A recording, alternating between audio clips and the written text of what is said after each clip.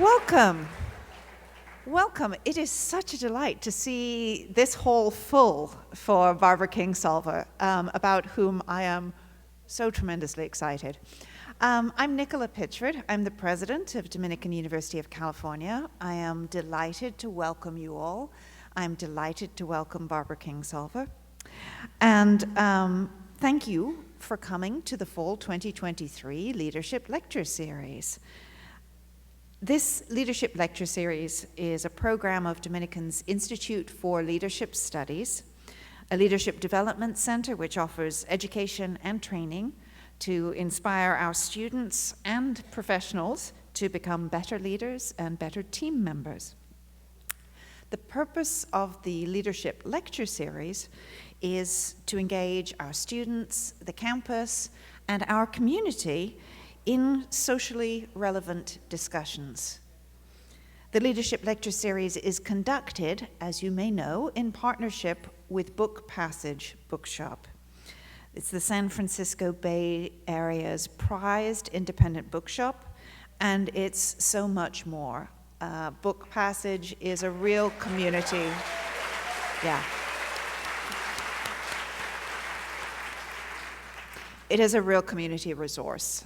And we are tremendously grateful for the treasured partnership that we've had for 19 years with Book Passage, with Elaine and Bill Petruccelli, who have helped us to bring speakers to Dominican that we absolutely could not otherwise have brought.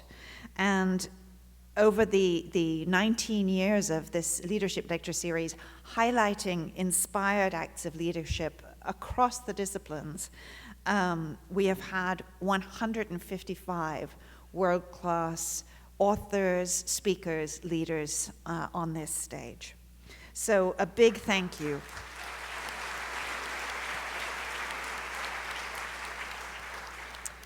A big thank you to Elaine and Bill Petruccelli of Book Passage and the whole Book Passage team for your vision and your commitment to education, culture, and literacy, and the community building around it. So Elaine Petruccelli, the president of Book Passage, will join Barbara Kingsolver on stage later to lead the question and answer portion of tonight's lecture. And I would like also to thank our sponsors without whom we could not do this. So Dominican University of California's Women, Leadership, and Philanthropy Council is a silver sponsor of tonight's event.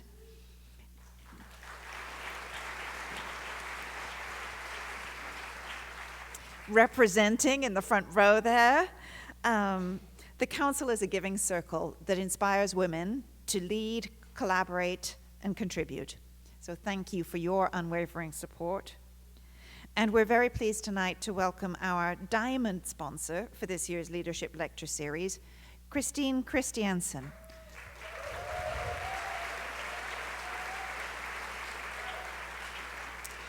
Christine will introduce Barbara Kingsolver. Christine represents nearly 20 years of expertise in the Marin luxury real estate market. She is well known among her clients for her in-depth knowledge and for her integrity. She is a member of the Marin Platinum Group, which is the county's top 100 real estate experts, and also of the top agent network, comprising the top 10% of Marin real estate agents. Christine is a founding member of Dominican's Women, Leadership, and Philanthropy Council, and her belief in the power of education and knowledge to transform lives has guided her philanthropic endeavors. We're proud that Christine earned her MBA in International Business here at Dominican University of California. And Christine's mother is a graduate of Dominican University of California with us this evening.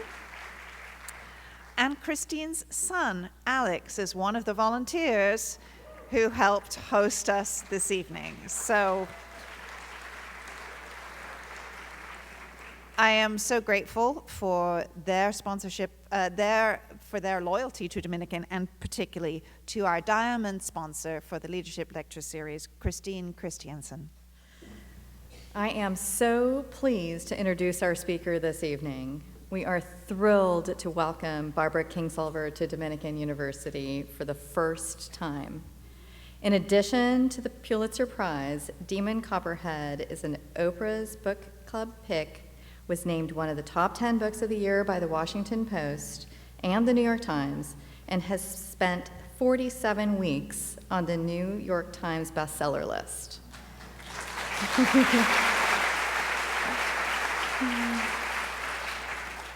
Barbara Kingsolver has authored 10 best-selling works of fiction, including the novels The Poisonwood Bible, Animal Dreams, and The Bean Trees. She also has written books of poetry, essays, and creative nonfiction, including the influential bestseller Animal, Vegetable, Miracle, A Year of Food Life. Her work has been translated into more than 20 languages, reaching a devoted readership here in the United States and abroad. She was awarded the National Humanities Medal, our country's highest honor for service to the arts, and the Dayton Literary Peace Prize for the body of her work. Please join me in welcoming Barbara Kingsolver to the stage. Are we on? Well, thank you. I didn't even do anything yet. Well, I got here. Thank you for being here. This is so exciting. Thank you, Dominican. I love this building. I've been like creeping around the back stairs. It's really a cool old building. This is really kind of unusual because this book came out, Demon Copperhead, that's the book we're talking about, I guess. This book came out a year ago, October 18th. And I did a book tour, and as I do, they expect that of you.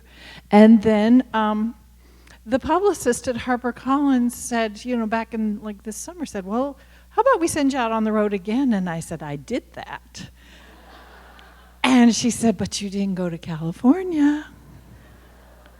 You can't fool Mother Nature, and you can't get around Elaine Petrocelli.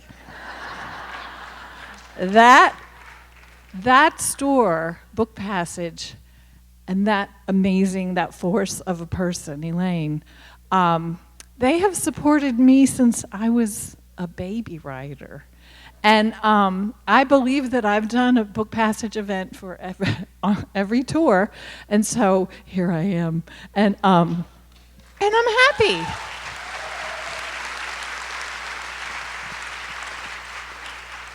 California is spectacular. So many good things begin here. And so many wackadoo things begin here. There is something about the state, there's an intensity of what comes out. I just had to mention this. I just came from LA.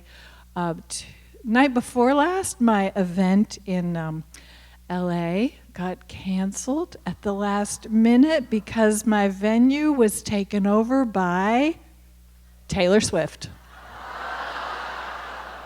So I know my place in the currency of fame, just to keep me humble. Well, actually, Warwick's Books did a beautiful job of throwing together at the last minute a alt Taylor event, and it was very successful. But anyway, that's neither here nor there. You have so much here, and what you have that you might not remember every day is wilderness.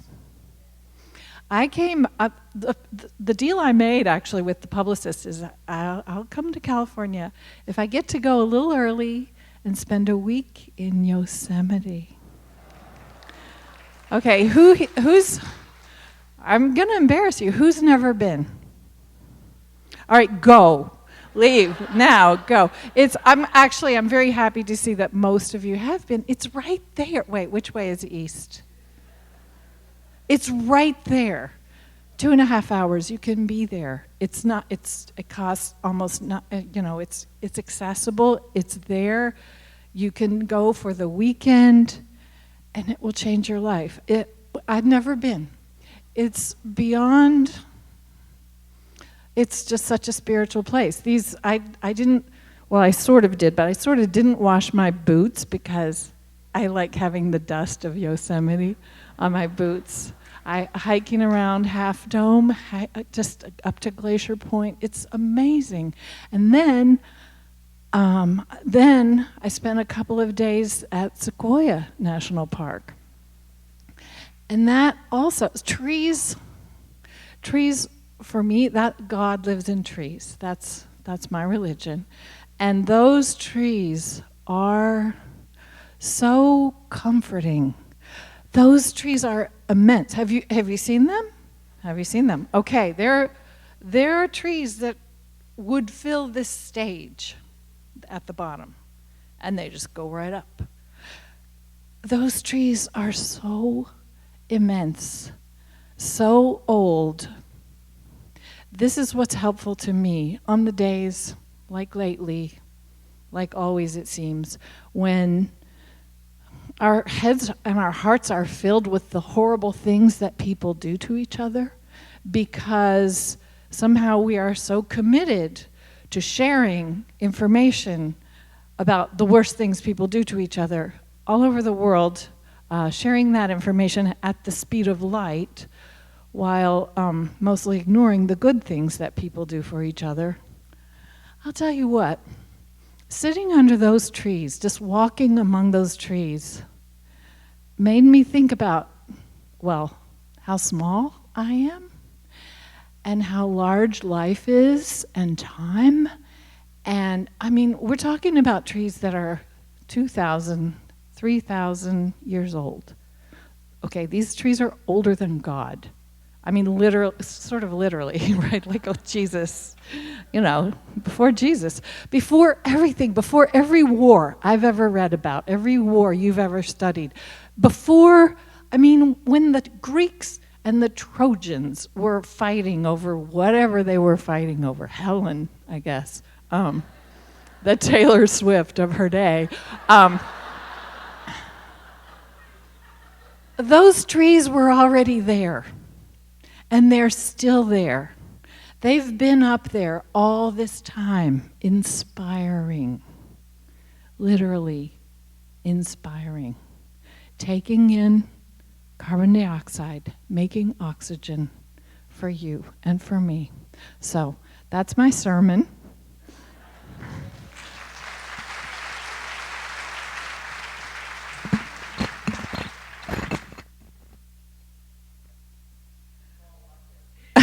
I don't know what you really wanted me to talk about. I saw on the schedule that I am to give a lecture. I don't do that. I don't lecture. I mean, who needs that? I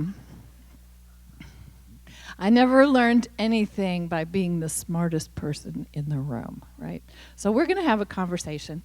I presume you want to talk about Demon Copperhead, this book. By the way, can you hear okay? All right, raise your hand if you can't hear me.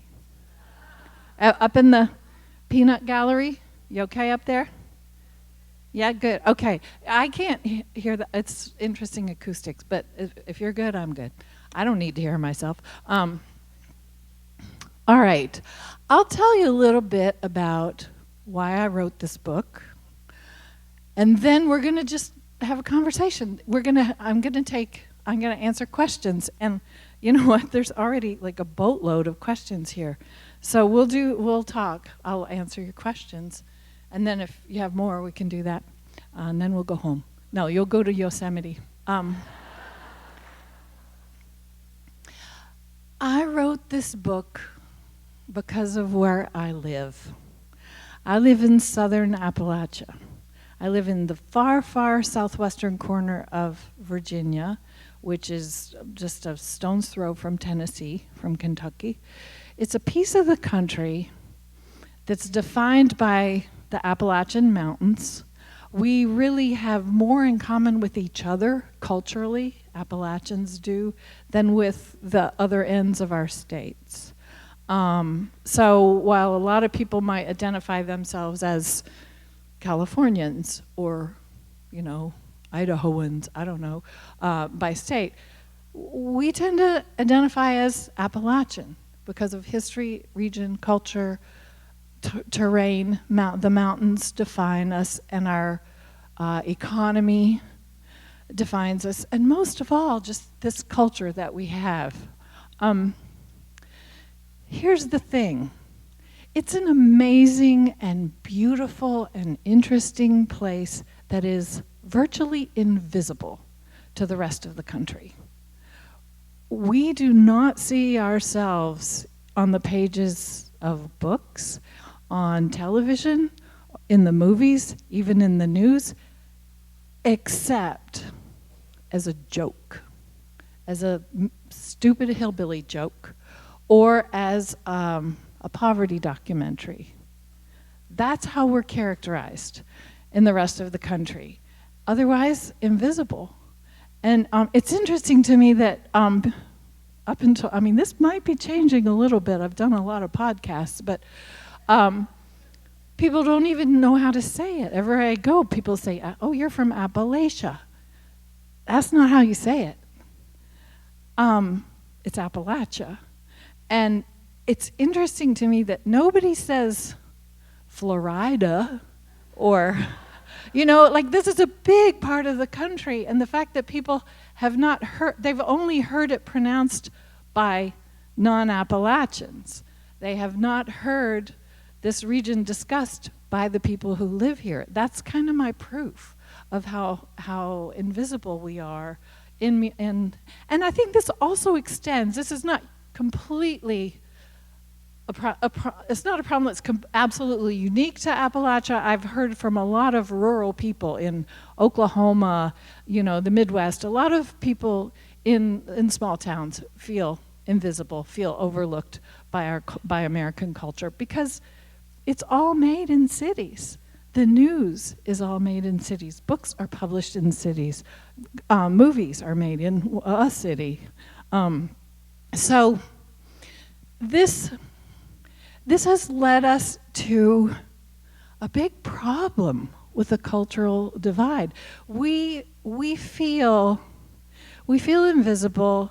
We feel the condescension, of a country that only thinks of us as a joke or as something pitiful. It's interesting that we've become more enlightened, if we wish to think about it. Many of us have come around to thinking about structural poverty, institutional poverty, as opposed to just meritocracy, like if you want to get ahead, if you're smart, if you work hard, you'll get ahead. We've begun to get our minds around the fact that it's not a level playing ground, that there are historical, institutional reasons why some people just are stuck in a harder place. We think a lot about that with respect to race. We don't think about it very much with respect to class. And that's the situation in Appalachia. Our history is that this region has been treated, oh boy, this is sounding like a lecture. Sorry. But are you interested? Okay, all right. It's kind of been treated as an internal colony of the U.S. External, the big corporations, extractive industries for 2 centuries have come into Appalachia and pulled out resources and left a mess. It was timber, then it was coal, then it was tobacco, and most recently, the opioid epidemic, which was perpetrated in much the same way. The Purdue Pharma looked at data and they identified 3 places in the country where they knew there were vulnerable populations for a lot of reasons I can talk about, but it's basically this history of suppressed culture of education, suppressed, the coal companies kept out any other industries, factories, mills, anything else that would compete for the labor market so that they would have, so people would have no option but to go into the mines. likewise, they own the schools. They still own the school boards, and they keep the schools just poor so that people will not be educated and go do something else. So this is what we're dealing with. But when the whole world looks down on you, and I mean, this is something, I didn't know I was a hillbilly until I left Kentucky and went to college, went across the river to Indiana, and everybody laughed at my accent and said things like, "Oh, you're wearing shoes." And it just I was and it was the year that Deliverance came into the movie theaters. And it didn't end. I mean, my whole life, I slowly, not intentionally, kind of neutralized my accent and my affect. Well, I code switch. When I'm home, I talk like this, and hi, mama. But I sort of became a more kind of neutral person in my speech and appearance, just so that people would listen to what I was saying instead of laughing at the way I said it. And so, we internalize a kind of shame.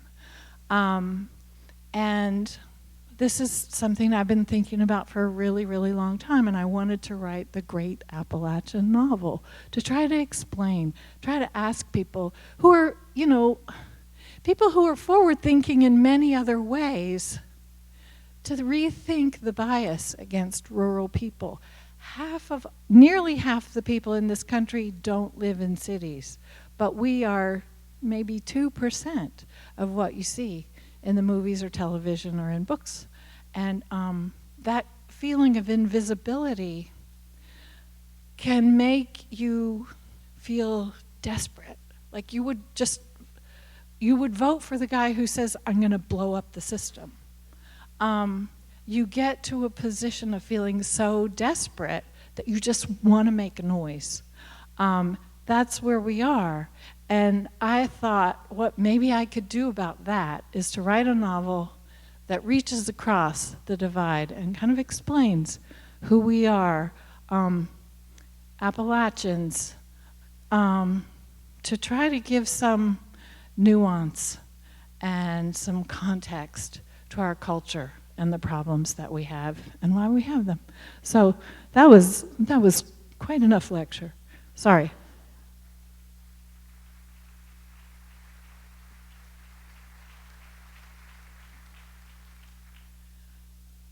And so I could read to you, but you know how to read, right?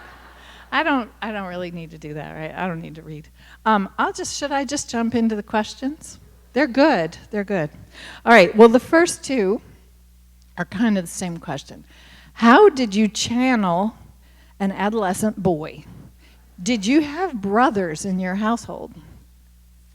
And this one is, how were you able to capture the voice of a millennial so well? So, this voice was so important to this novel. I knew that I was going to take you places that you probably didn't want to go. I didn't either, but I had to. So getting you to love that kid and believe in him was so important that his voice had to be very compelling. So to answer the question, actually, yes, I did have a brother, but even more to the point, I have two daughters. They are 9 years apart. That means for the better part of 2 decades, I had teenage boys in my kitchen. I know a lot about teenage boys.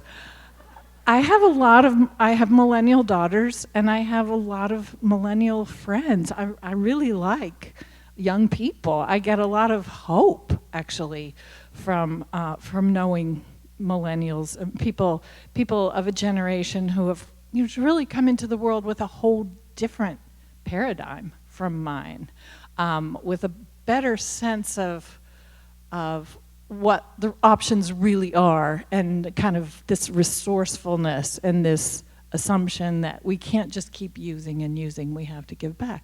I really like that. So I have people of many ages in my life, and that's really important to me as a human and as a writer. But I'll also tell you something else. I was a teenager, and I remember it. I mean, don't you?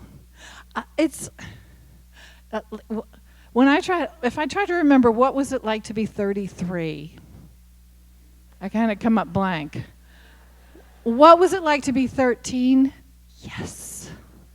I remember everything, right? It was so 13, 11, 15. Those years just, they're so indelible because everything is so intense.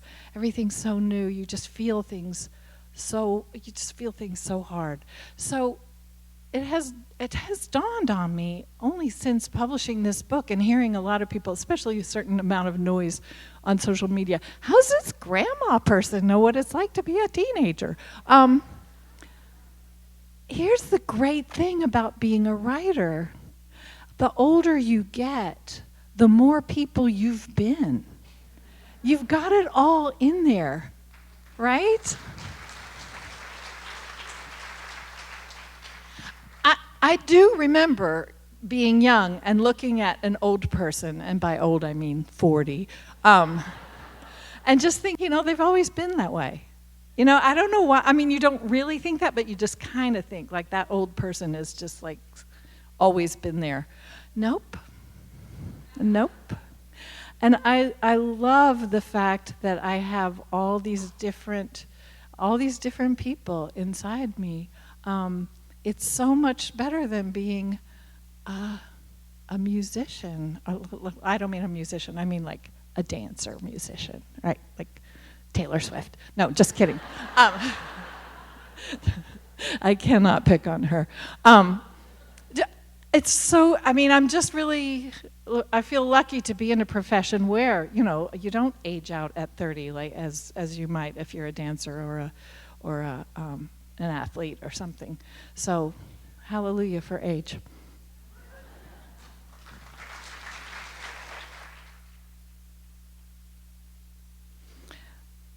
Okay, what is behind the section? Okay, we're really talking a lot about Demon Copperhead. I should just ask, has everyone pretty much read it? Okay. All right. Because I don't want to just completely leave you out. We'll talk more generally, and then there's some this is a specific question. What is behind the section where the students tell Mr. Armstrong that they think they are not as smart as kids in other places? That's the truth. That's the high school I went to, and that is the high school my kids went to. And when I talked to you a little earlier, when I lectured you about what's been done to Appalachia, this really was part of the plan, that the coal companies suppressed the culture of education. When I was, and I know this is true in other places, and it may be more true in working class places, but when I was a kid, it was not cool to be smart. You hid your smarts. I had a whole different, I learned to be a writer by just covering, like lying. I just completely covered my persona of curiosity, of intellectual curiosity, of knowing, of knowledge. I just covered it up with an affect of being dumb, because that was kind of what we all did. And then I'd go home and just like read books, but in private. But this was done to us. The school boards they kept resources out of Appalachia. In my high school, we had one science class, whole high school. Almost nobody went to college. They didn't want us to go to college. And it becomes a self-fulfilling prophecy.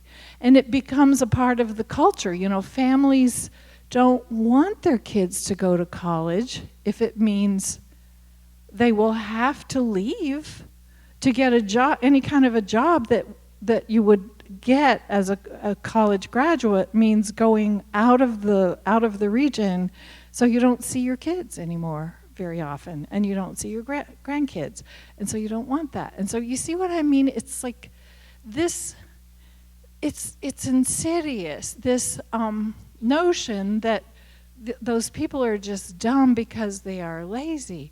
It's not like that. It's so much more complicated than that.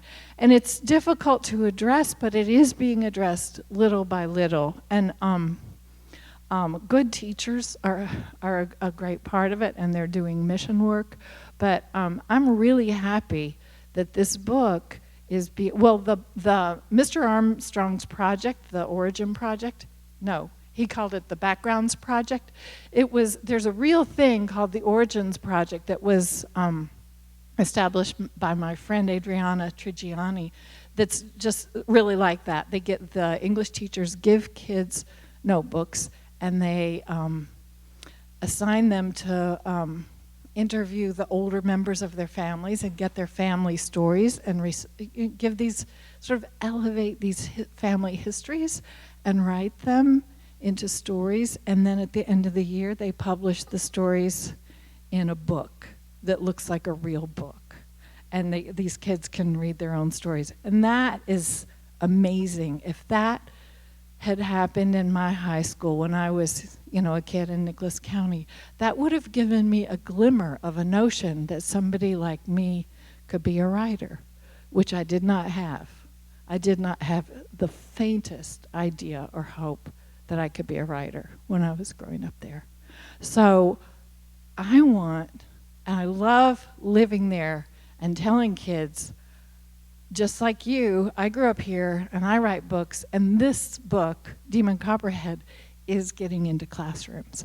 And I've been really happy to work with my publisher on getting classroom sets, even though there's a little bit of a problem with the F-bombs, but despite the language, there's some wonderful, especially AP English teachers, we have AP now, who've been getting this book into the classroom. And I love that this book is not only a window for people outside the region to see us with more, perhaps more understanding and compassion, but it's also a mirror so we can see ourselves.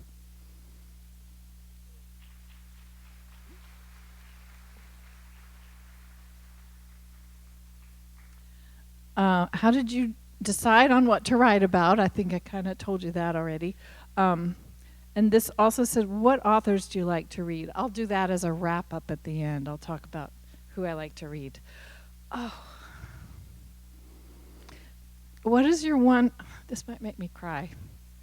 What is your one best bit of advice for a kid in foster care? Okay, if you're here, I'm going to tell you, don't give up on yourself, because there are other people who won't give up on you either. Find those people. Believe them when they say you're worth something, because you are.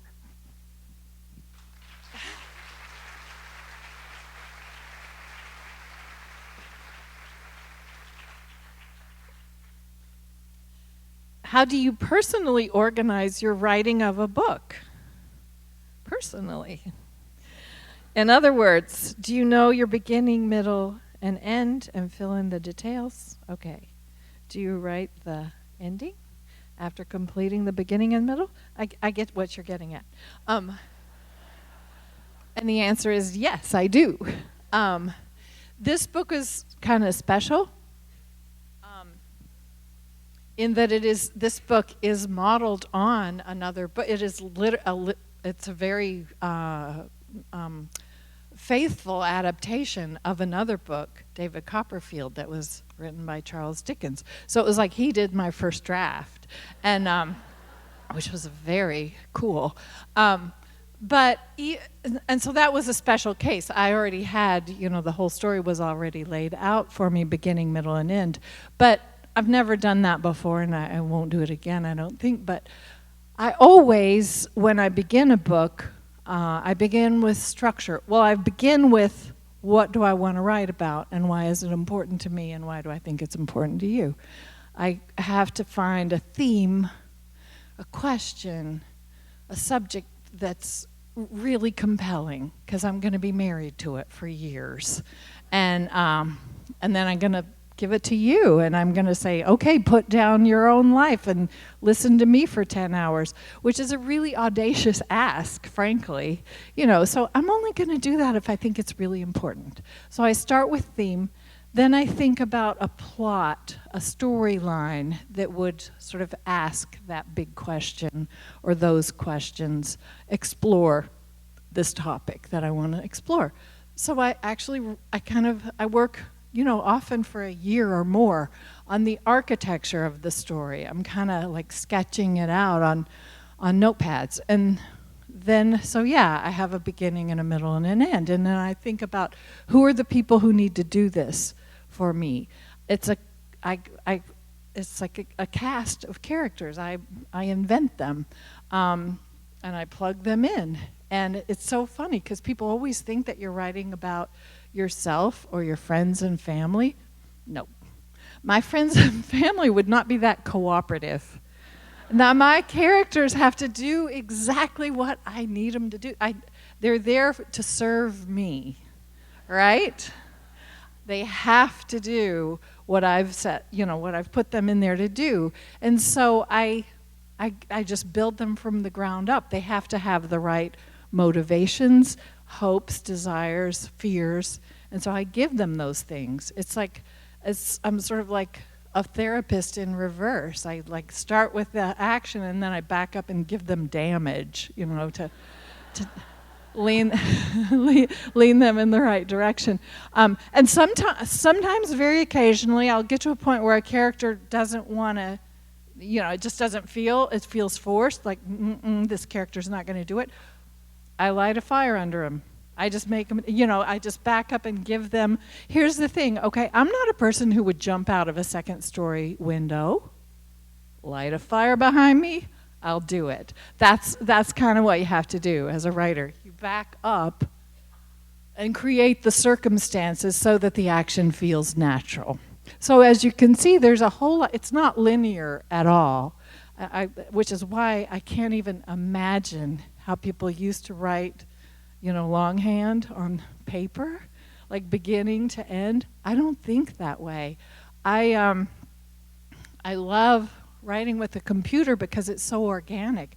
I have this, once I kind of start getting characters and scenes, I will create a file for each chapter all the way through, and then one morning I'll just think of the end.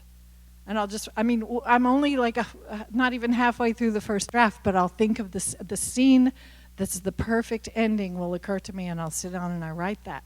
And I love that because then I know I'm going to stick the landing. One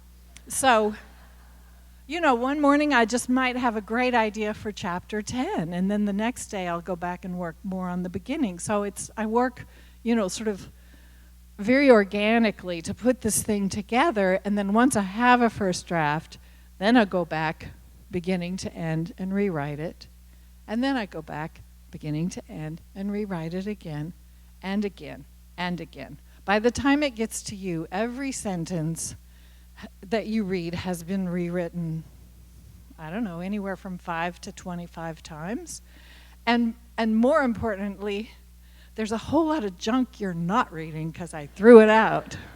The first draft of Demon Copperhead was, are you ready for this? 712 pages long. You're welcome.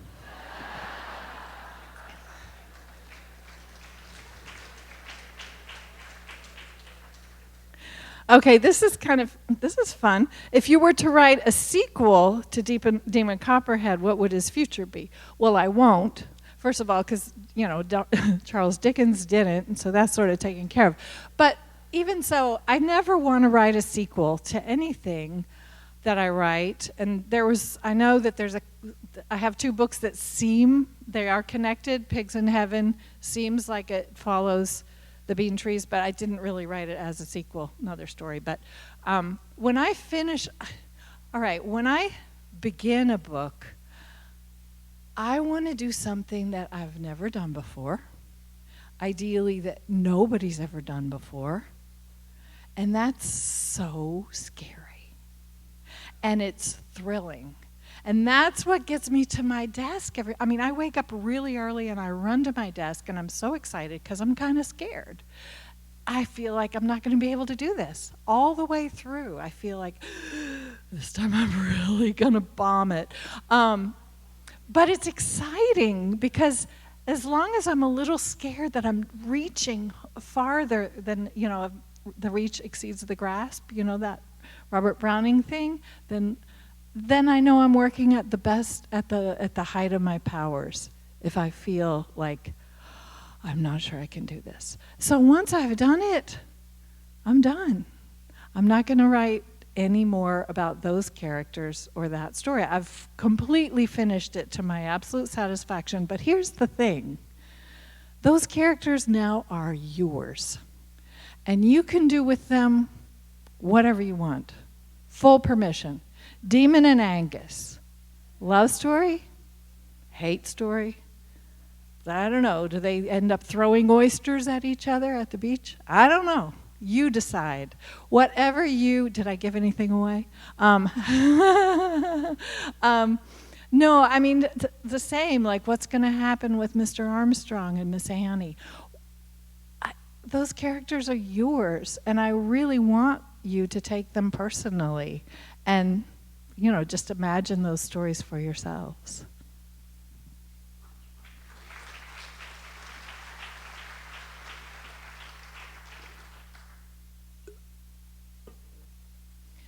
These are really good questions. When you wrote Demon Copperhead, did you get depressed because the book is so dark and it is reality? That is a really good question, and it was hard. Well, depressed, that's a clinical word. But I got really, and so I wouldn't say that's what happened, but I got very sad. I got, close to depressed at times because I had to, first of all, I had to do a lot of research and learn a lot of things that were shockingly sad, like the way the foster care works in my part of the country, which it's much better in many other places that have better resources. But in my world, in my county and the neighboring counties, we have just all of a sudden, because of what Purdue Pharma did to us, we have a generation of orphans. We have, in some areas, like 20% of kids are being raised by someone other than their parents. That's a huge number.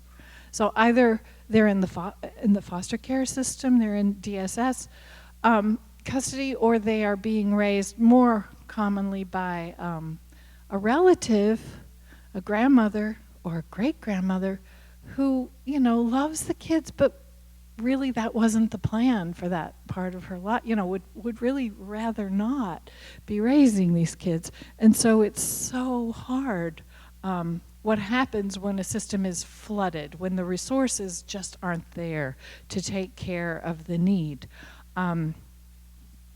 And I had to learn a whole lot about addiction, about opioid use disorder, the disease of opioid use disorder. I'm very lucky that I don't have that disease, but I had to sit down with lots and lots of people who were in, some part of that disease. Most of them were in recovery, but were willing to talk to me about this terrible thing that has, had destroyed their lives.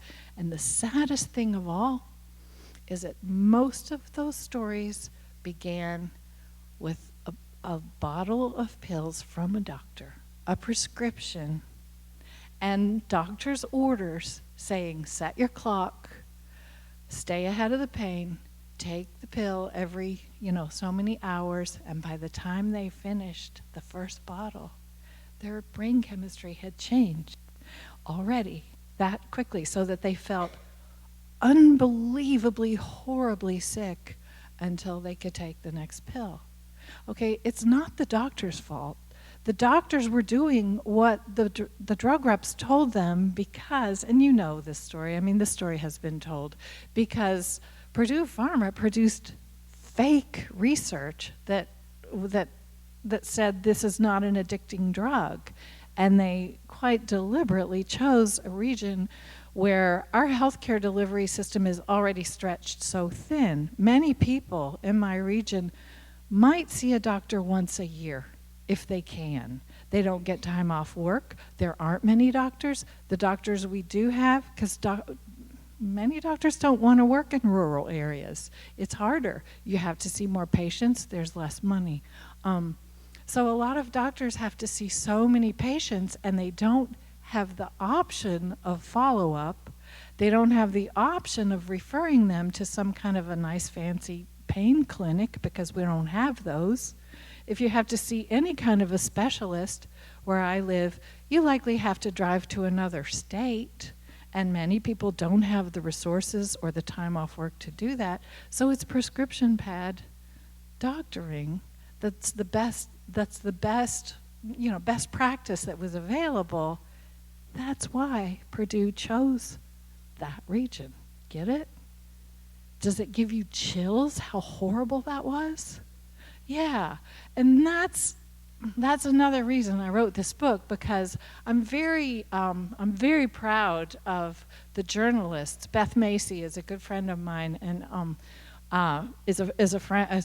She's a good journalist, and I love Dope Sick and the story that she broke open, and other journalists that I think have told the story of the big players, and the lawsuits. It suggests that justice has been done, but the damage is still with us. These kids are still with us, and will be with us for the rest of my life. So I wanted to tell the story of the little people and how this disease is not a failure of virtue. It's a failure of a system. This disease doesn't happen because people are chasing a high. I mean, sometimes, but mostly, most addicted people are trying to stay alive. It's hard work. As Demon says in this book, addiction is not for the lazy. It's such hard work just to stay alive and stay not dope sick and get through. And it's not a disease that's cured by incarceration, any more than incarceration would cure cancer. It's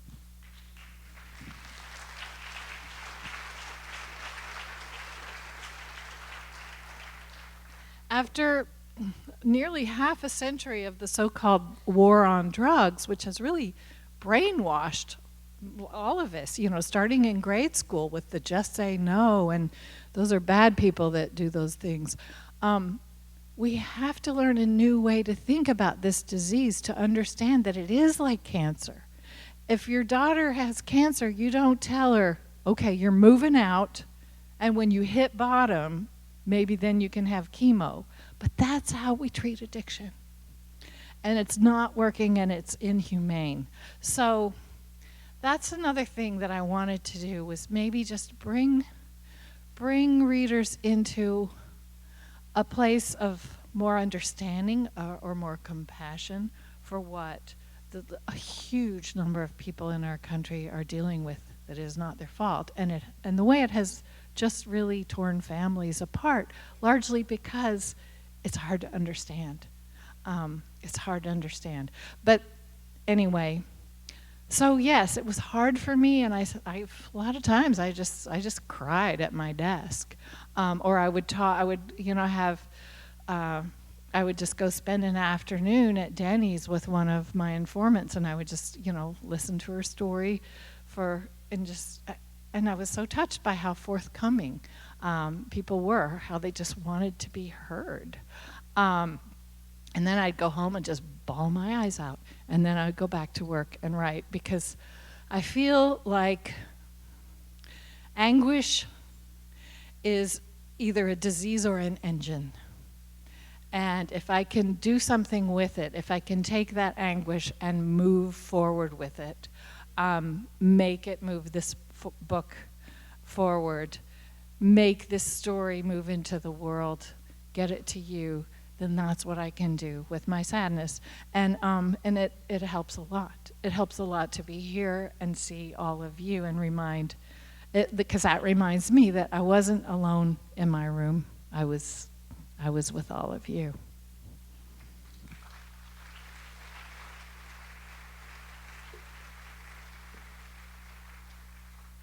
And also, I have a wonderful family. I have wonderful kids, and they're great. And they're my older daughter. Did I say this already? My older daughter is a mental health therapist that works with teenagers exclusively, and she's really the reason. I'm so proud of her, and she helped bring me into an understanding of why this story needed to be told. Her name is Camille Kingsolver, and she's the best. And my other daughter is Lily. She's also the best. Both best. Are there any plans to make any of your books into films? Yes.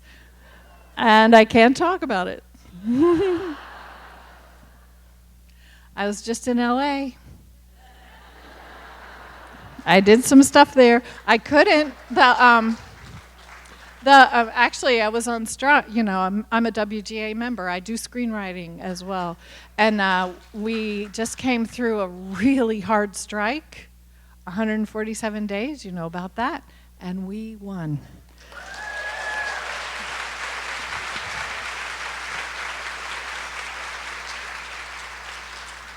And I'll just say very briefly, the strike was not mostly about money.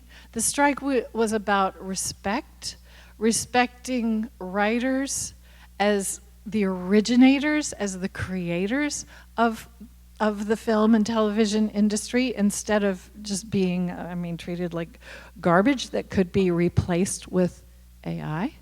That was a huge part of our campaign, and we won that because they were starting to get, just to put it very simply, the studios were starting to get AI written first drafts, which then they would give to humans to revise so that they would be not garbage. But see, most of the money is for that first draft. So you're cutting out, see what I'm saying? All right, so it was a hugely important strike, and SAG, the Screen Actors Guild, had our backs, and those are some really fun picket lines, I'll tell you. But it was an incredible summer of solidarity, and I'm very excited to see union solidarity across a lot of trades, and people understanding what unions are for.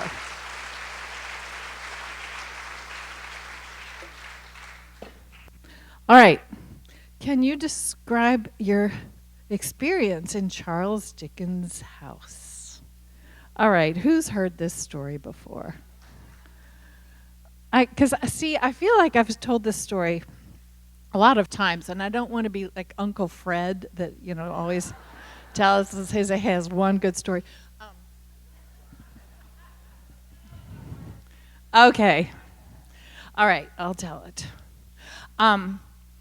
Well, as I told you, I knew what I wanted to write about, and it's a very hard subject, and I think that I was struggling with my own sort of internalized shame, because I kept thinking, nobody wants to read the great Appalachian novel. Nobody wants to know about opioid use disorder. These are really hard things. Nobody wants to know. I spent 2 years just feeling like, I have to write this book. I can't write this book. It was like a house, and I was walking around it and trying to find the door, and I couldn't. 2 years, and I was getting kind of desperate. And I was finishing up the book tour for my previous novel, Unsheltered, and I always end up in the UK doing that part of the tour last. And so I finished, and I was really tired. Sleep deprivation, I think, plays a role in this story. Just remember that. And, just general exhaustion. Excuse me. So finished the UK book tour. I was in London. I had a weekend to just chill before flying home. My husband, Stephen, had flown out to join me, to bring me home in a wheelbarrow. That's kind of how it works. It just wears you out. Don't feel bad or anything.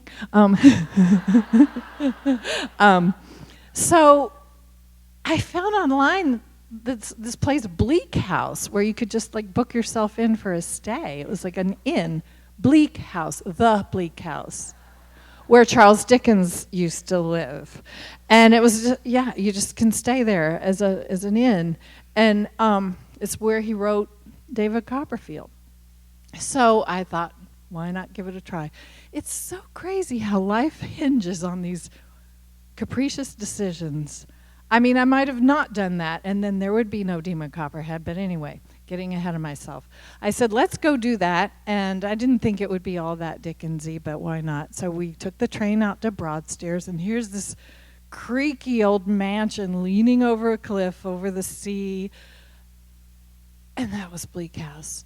And it was a dark and stormy night. And we knocked on the great wooden door, and there's Bob Cratchit. I mean, it was just like so Dickensian. It just was so atmospheric. I mean, they weren't it wasn't like they were dressed up or anything. It's just like, it just felt very Dickensian, and we were the only people there. So they said, okay, just make yourself at home. You go sleep in the Oliver Twist bedroom, what have you. And so I got fascinated by this little room down at the end of the hall, which had a bay window. It was kind of a roundy room where you get in it. The bay window, and the desk was pushed right up against these tall windows that looked out over the ocean. This was Dickens' study. This was the place, the desk, where he wrote David Copperfield. And I just sat there feeling this energy. And there was all this stuff, David Copperfield, like manuscripts. There, in this country, there would have been velvet ropes, okay? There was no velvet rope. I don't know why this wasn't in a museum, but it was just there. And he was there. I just felt this energy. I don't even like that word. I just felt this kind of a rage, like Dickens was there saying, what do you mean you can't write about orphans and poverty? Give me a break.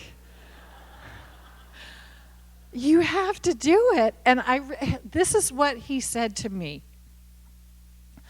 You let the child tell the story. It just was like that. That's never happened to me before. And I don't talk to dead people, ever.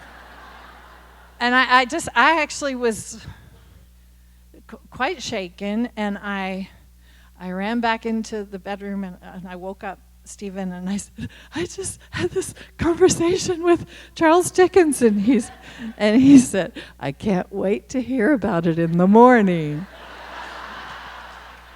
So I got my notebook, and I got my pen, and I went back to that room, and I stayed up all night.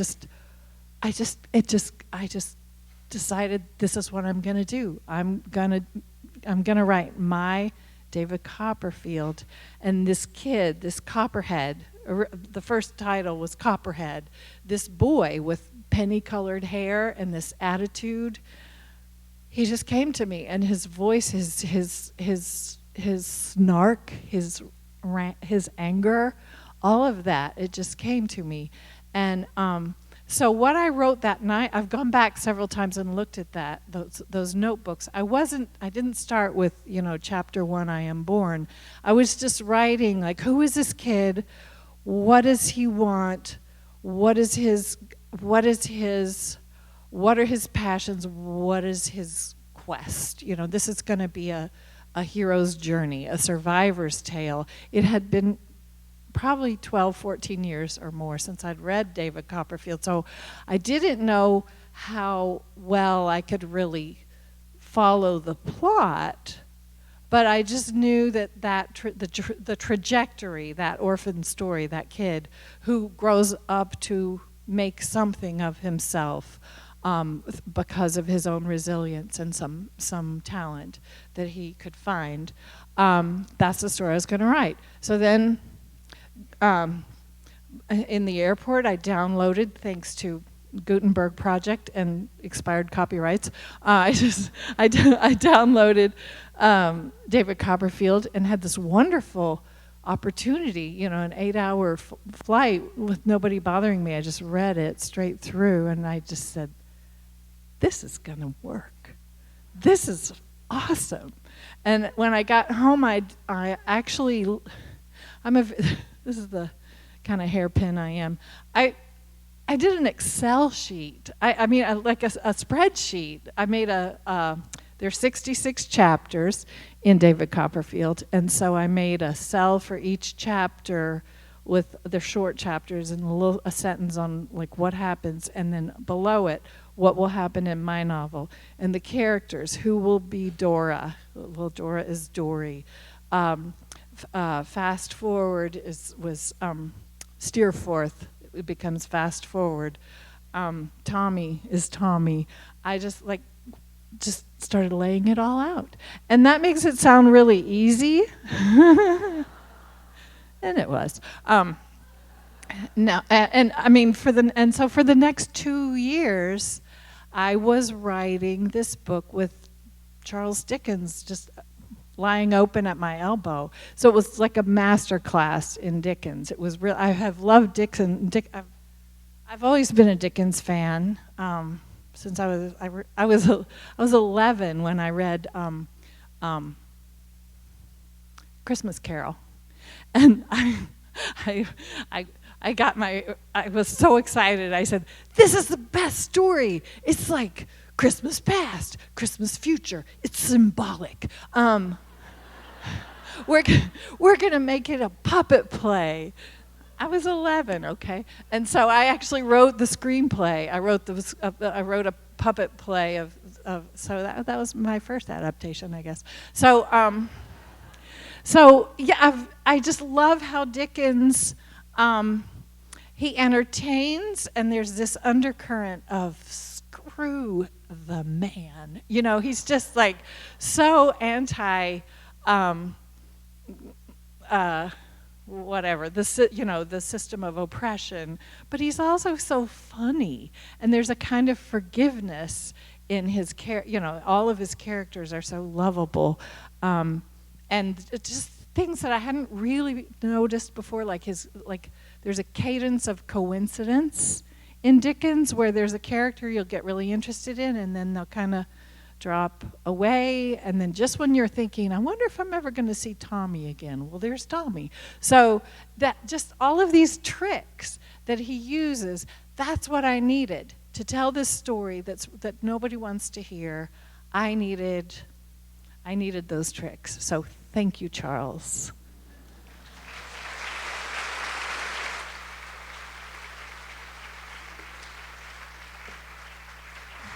And sometimes I feel guilty a little. I'm like, I sort of farmed out my first draft. But I've also, somebody just told me that there's been a big bump in Dickens.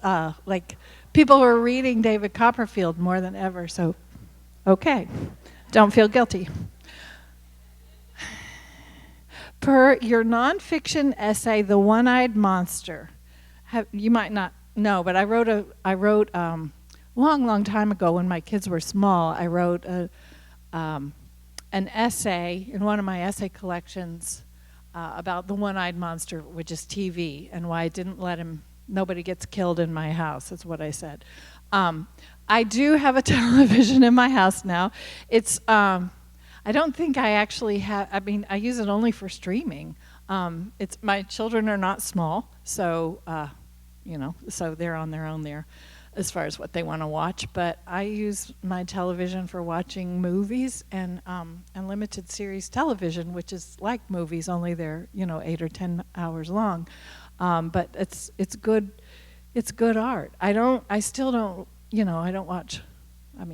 There's a lot of stuff I don't watch. I'm a careful user of television, but yes, I do. So that's a change. And am I planning on writing any more nonfiction essays? Yeah, I write nonfiction pieces regularly, and then when there's enough of them, then they go into a book. Did writing Demon Copperhead change you? Did I? I mean, any of you who saw me before, am I different? Of course. I mean, think of your own life. Think of any big thing you do, any project that takes you, multiple years, like raising children or building a house or, any big thing you see through will change you, and hopefully for the better. My hair was not always white, but that's okay. I earned it. Are you familiar with the farming techniques of tobacco? Have you tried growing it? That's a good question.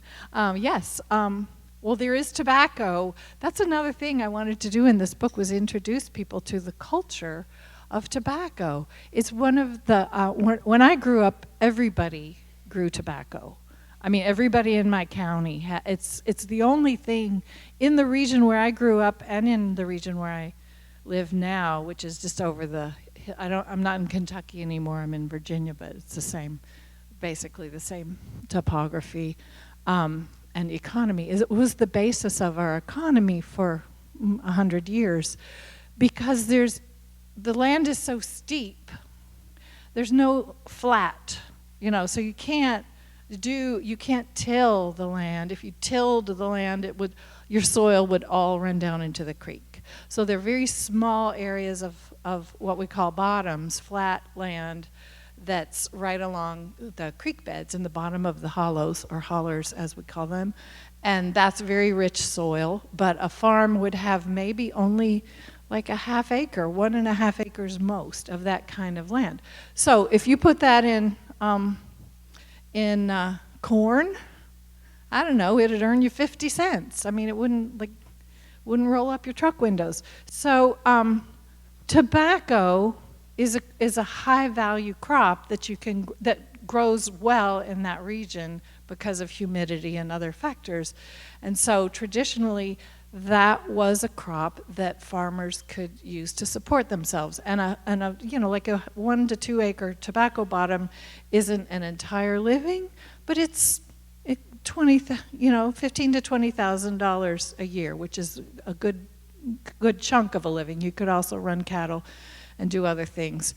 So when the bottom fell out of that market, it was devastating to these communities, because there's nothing else you can grow that's legal for that kind of value that you can get to market. Because where we live, okay, you could grow organic tomatoes, which are also a high value crop, but when they're ripe, you've got, like, the clock is ticking. You've got, hours, a few days at most, to get those into the grocery cart of a person who, will pay the price of organic tomatoes, and that's like the nearest city to us is 150 miles away.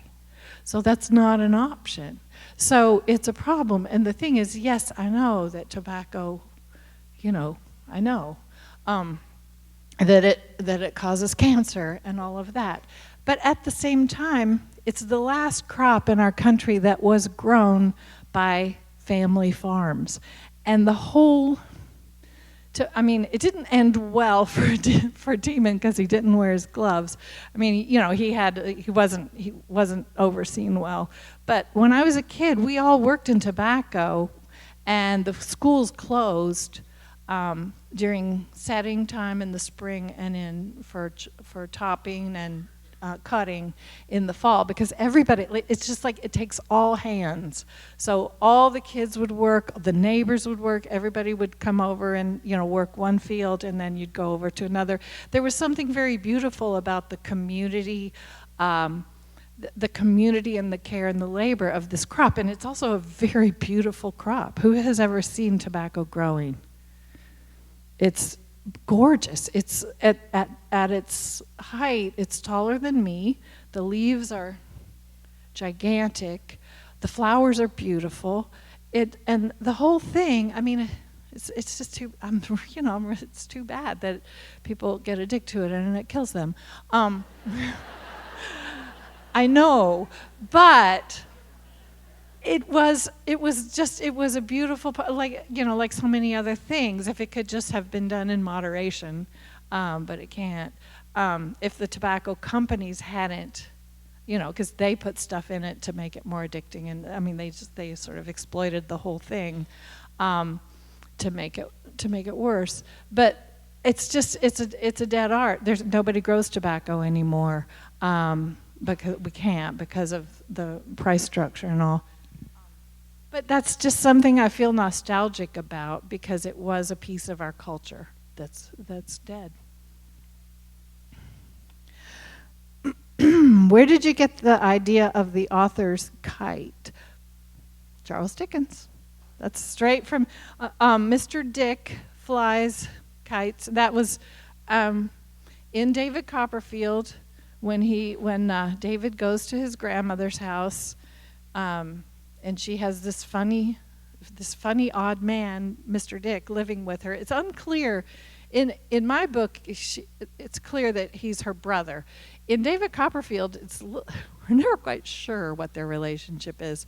But anyway, he's this very disabled, very odd little man who flies.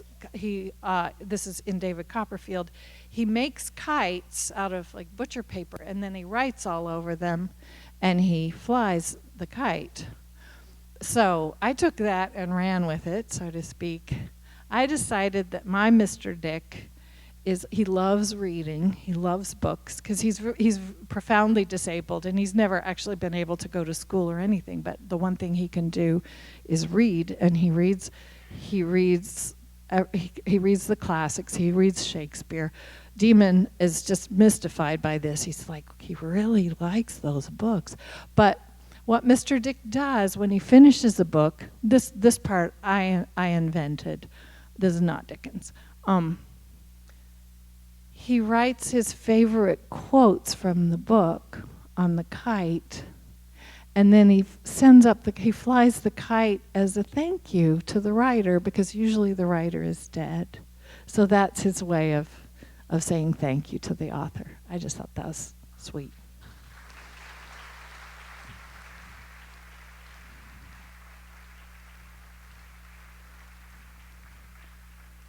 We are almost at the end. Is it time?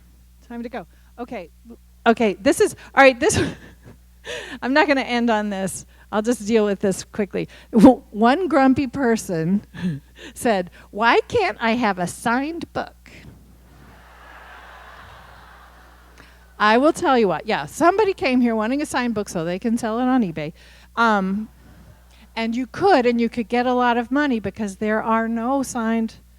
I don't sign books anymore, because I can't sign any books anymore, because I have something called Dupuytren's contracture. You don't die of it, but it wrecks your hands. And I've had 6 surgeries in this hand, and the last 2 were after, each one was after a release of a book, after I had signed tens of thousands of books. And my surgeon said, "What are you doing?" I mean, he didn't know. He said, "Are you just incessantly gripping something?" And I said, "Yeah." And he said, "No more. No more." The next, flat hands are fine. Typing is fine. I just don't write anything by hand. The next surgery, if I have to do it again, I will lose a finger. So I am not signing books, and here's the deal I'm making with you. You let me keep all my fingers. I will write you more books.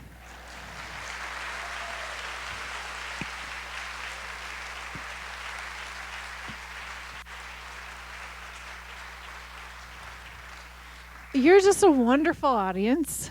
I'm so glad I came. Thank you for being readers. I just want to close by saying, and if you have like a babysitter or something, if you got to go, that's fine. I'm just winding up here. I'm going to thank you for reading fiction. There's so many things you can be doing with your time, and I know that. And there is some part of us that feels like we should be taking in real information because there is so much of that we need to do. And I'm just here to say novels are true also. They're different ways we perceive truth.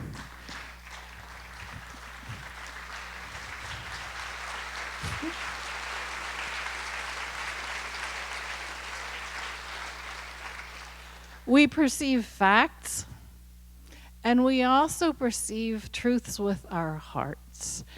And I think that's, because of the way we evolved, and because we spent most of our evolutionary time was spent just getting information from each other, from people.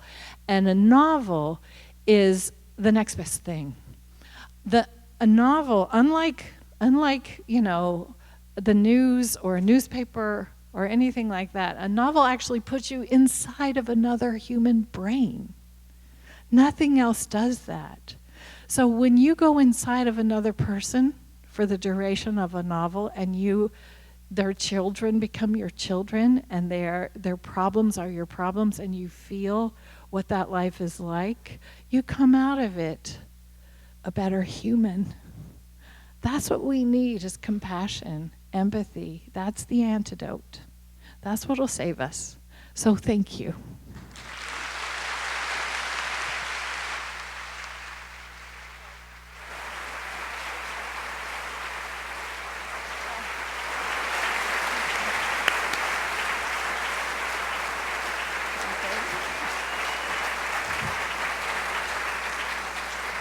I feel like all 820 million of you have been part of a journey with me tonight.